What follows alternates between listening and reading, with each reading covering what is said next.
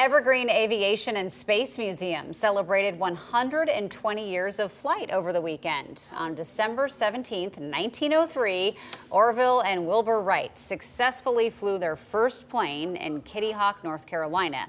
Well, yesterday, Coin 6 chief meteorologist and pilot Natasha Stenbock gave a speech about her experience in aviation in McMinnville. That's pretty cool. Yeah, and they love that because you're a pilot yourself, and that must have been quite an honor. You must have had a lot of fun doing that. I had a lot of fun. It turned out really well. I was so nervous going into it because we're used to talking to cameras. There's nobody behind those cameras.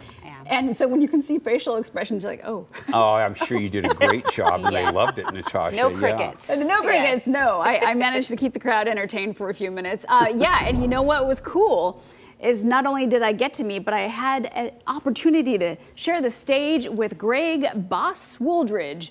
He is the only three-time commanding officer of the Blue Angels, and he had his tips and tricks to share about leadership and, of course, about flying and his love for aviation. So that was a really special treat. So thanks to Evergreen Aviation and Space Museum for allowing me to share a little bit of my love and joy for aviation with everybody.